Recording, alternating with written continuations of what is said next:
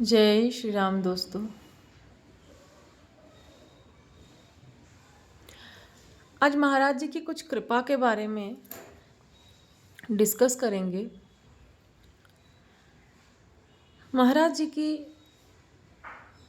एक भक्त, वो अपने जीवन में सब कुछ खो चुका था।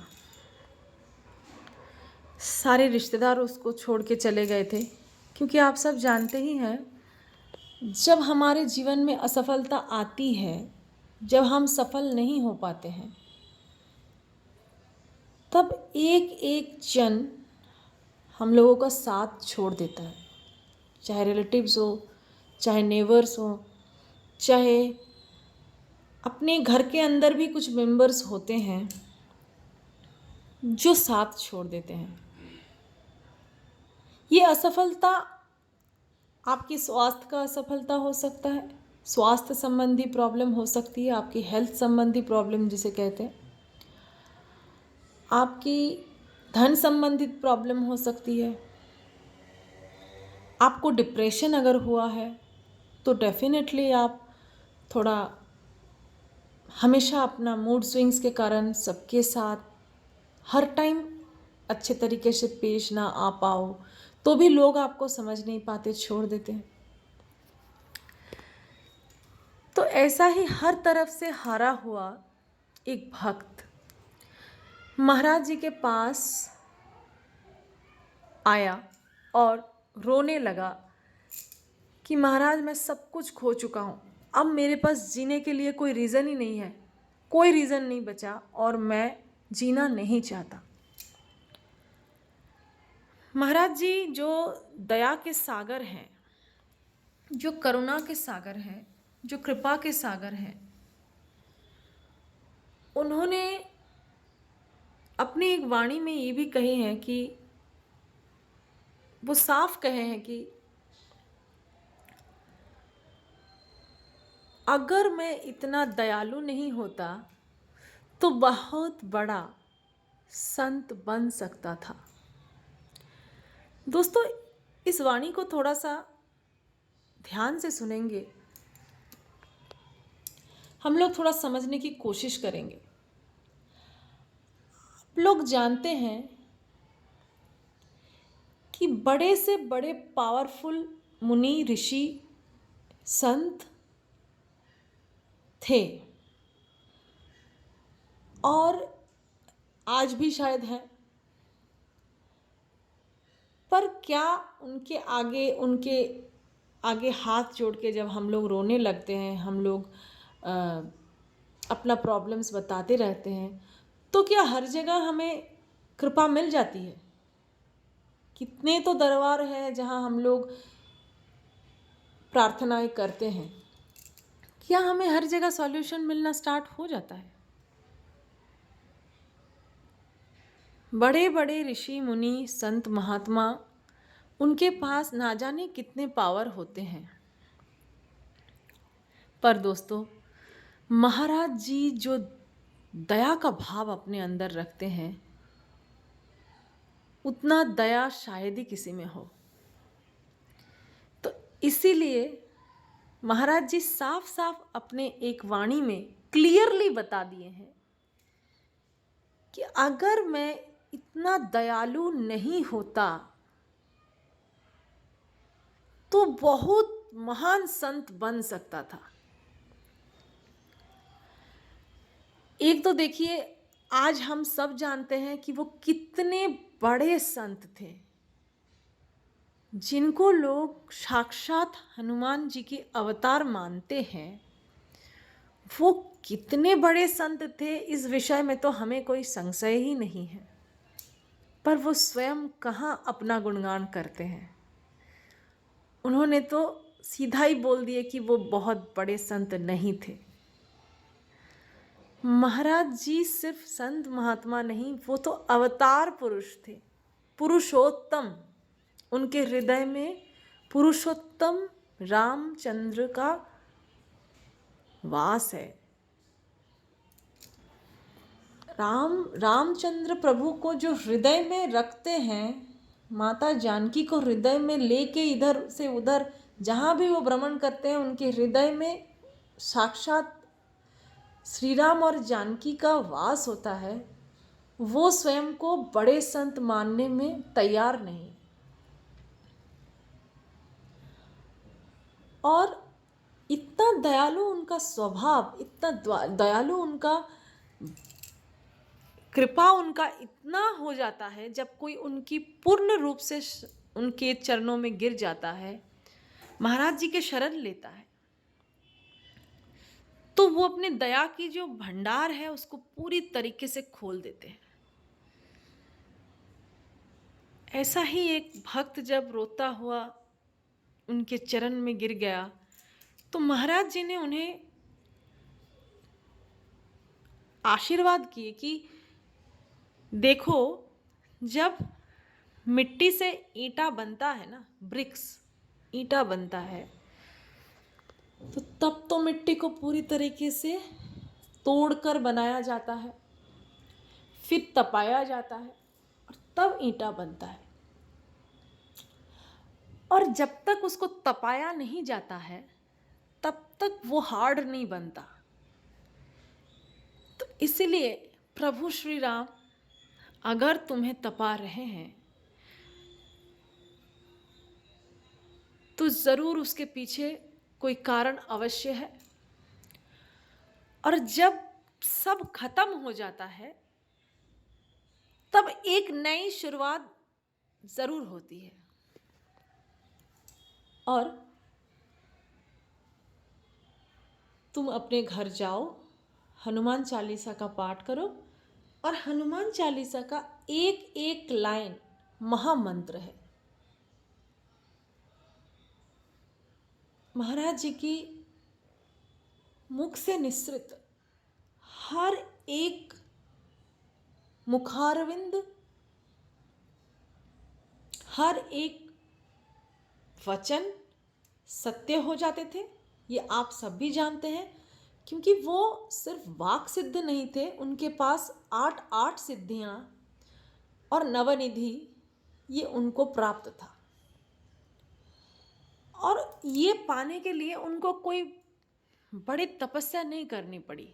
तपस्या तो उन्होंने इसलिए किया ताकि हम सब तप करना सीखें। वो पूर्व जन्म से ही हनुमान जी थे। जितने बार उन्होंने अवतार लिया वो सिद्धियां उनके साथ ही थी, वो 9 निधियां उनके साथ ही थी। और जब उन्होंने नीम करोली श्री नीम करोली बाबा के अवतार में अवतीर्ण हुए,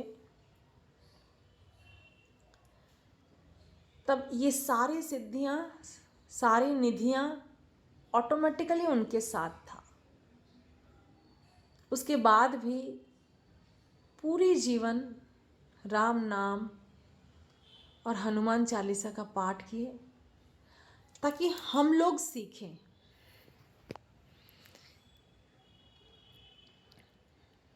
दोस्तों, महाराज जी से थोड़ा बहुत तसल्ली पाकर वो भक्त अपने घर लौट गया। और अगली बार जब वो आया तो उसके चेहरे पे मुस्कान थी, वो खुश था, क्योंकि महाराज जी की वाक सिद्धि, उनकी वचन की जो सिद्धि है, उसके कारण उसके जीवन में काफ़ी बदलाव आए, चमत्कार आया, और वो धीरे धीरे हारा हुआ जीवन से जीत के और चलने लगा। जिसे आप सब जानते हैं कि महाराज जी की एक वाणी ये भी है कि जीवन एक लक्ष्य नहीं है कि हम उसे पाना चाहें, कि हम कुछ अचीव करना चाहें, बल्कि जीवन एक यात्रा है जो सुखद होना चाहिए। जैसे बचपन से हम सबको सिखाया जाता है कि तुम्हारे जीवन का लक्ष्य क्या है,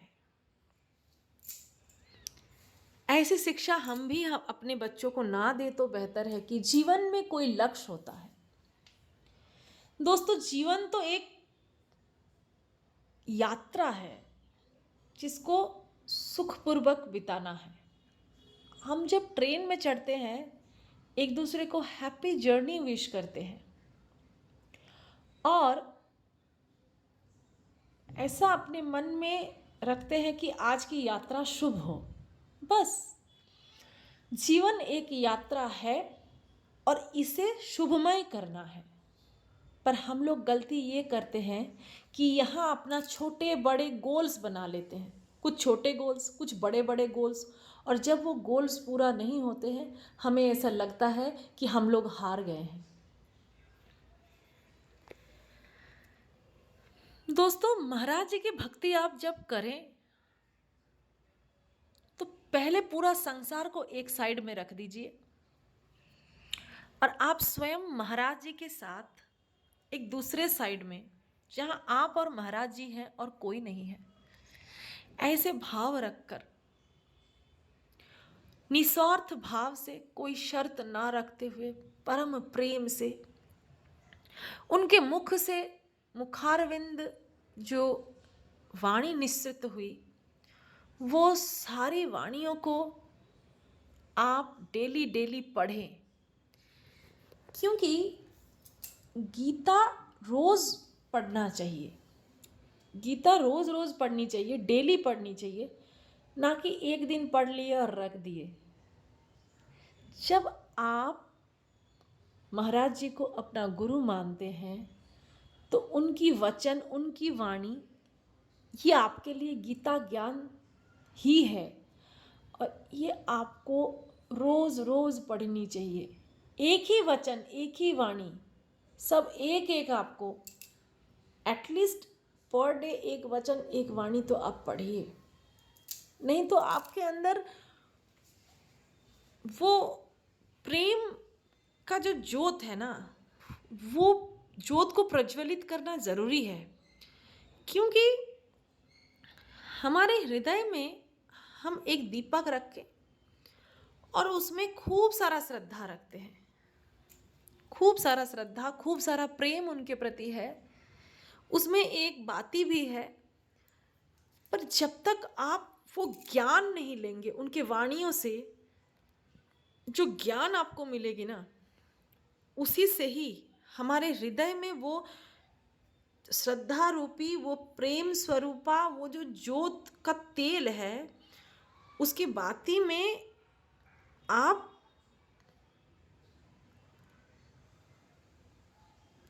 थोड़ा सा उजाला कर सकेंगे। क्योंकि बस श्रद्धा, बस प्रेम और कोई एक्टिविटीज़ नहीं है, इसका मतलब है कि अंदर में जो ज्योत है वो प्रज्वलित ही नहीं है।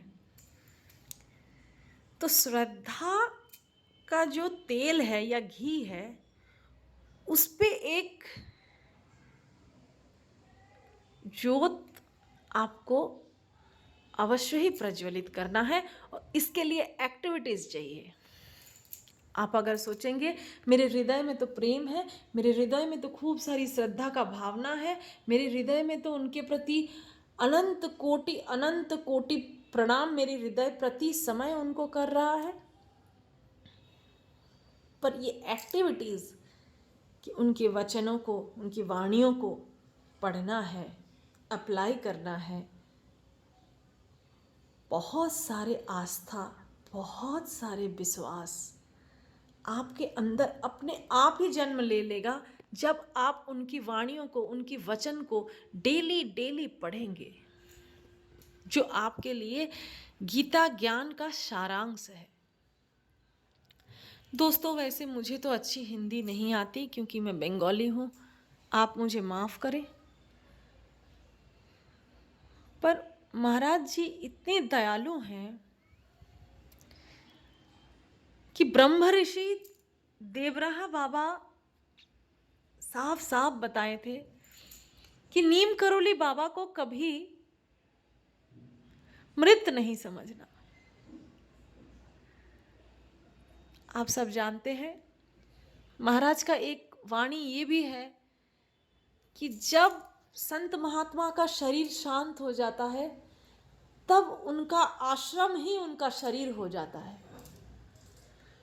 तो वैसे देखा जाए तो कैंची धाम जो है वो बाबा का ही शरीर है। और उनकी जो फोटोज होते हैं उसमें बाबा जीवंत होते हैं। बाबा की एक वाणी ये भी है कि जब कोई मेरे फोटो के सामने आ जाता है,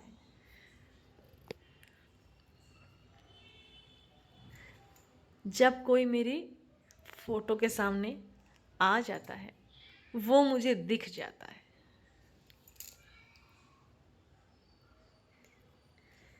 सॉरी, जब कोई मेरी तस्वीर के सामने आ जाता है वो मुझे दिख जाता है। क्योंकि हम संत महात्मा का वाणी का जो कोटेशंस है ना उसको कभी चेंज नहीं कर सकते। उनके मुख से जो भी मुखारविंद निश्रित हुआ है, उनके श्रीमुख से जो निश्रित हुआ है वो एग्जैक्ट कोटेशन ही देना पड़ता है। और उन्होंने तस्वीर कहा था कि जो कोई भी मेरे तस्वीर के सामने आ जाते हैं वो मुझे दिख जाते हैं। तो दोस्तों, वाणी और वचन ही हमारे पास अभी है जिनमें वो जीवंत रूप से हैं। आप सब इन वाणियों का पाठ कीजिए, अपने जीवन में प्रयोग कीजिए। मैं भी पाठ करती हूँ और अप्लाई करने की कोशिश में हूँ। आप सब बहुत अच्छे से एक सुखद शुभमय जीवन का यात्रा महाराज जी के साथ हर समय हर पल अपने हृदय में श्रद्धा रूपी, प्रेम रूपी तेल या घी में डेडिकेशन रूपी जो दिया का बत्ती है उसमें एक ज्योत जगाइए, एक ज्योत जगाइए। जो चिन्मय ज्योत आपके हृदय में अनंत काल तक प्रज्वलित रहेगा। अनंत प्रेम, अनंत अनंत प्यार महाराज के प्रति और उनकी प्रत्येक जीव के प्रति। जय श्री राम दोस्तों। अगर मुझसे कोई गलती हुई या फिर मैं कहीं बढ़ा चढ़ा के बोली हूँ तो मुझे उसके लिए माफ़ कर दीजिए। क्योंकि हम सबकी इच्छा दुनिया में आत्मप्रचार ही रहता है और आत्मप्रचार ना चाहते हुए भी शायद निकल जाता है, पर हमें महाराज की वाणियों का प्रचार करना है, कोई आत्मप्रचार नहीं करना। इस चीज़ का ध्यान रखते हुए मेरे अंदर की जो मैं है, मेरे अंदर की जो मैं है उसको ख़त्म करने के लिए ही हम प्रभु के चरण में आए हैं। जब ये अंदर का मैं ख़त्म हो जाएगा तब वहाँ प्रभु प्रभु विराजमान हो जाएंगे। और जब साक्षात हनुमान जी हम सबके हृदय में विराजित हो जाएंगे और उनके हृदय में श्री राम, तब ये श्रद्धा रूपी तेल या घी में प्रेम रूपी जो दिया है ना उसमें एक ज्योत प्रज्वलित हो जाएगा। ये राम नाम का ज्योत है दोस्तों, ये राम नाम का ज्योति है जिससे हर एक अंधकार दूर हो सकता है। हर एक अंधकार आसानी से दूर हो सकता है। आज यहीं तक रखते हैं, फिर मिलते हैं अनुभूति की एक नई एपिसोड में। और तब तक आप सब राम नाम जप करते रहिए। जय श्री राम। श्री राम जानकी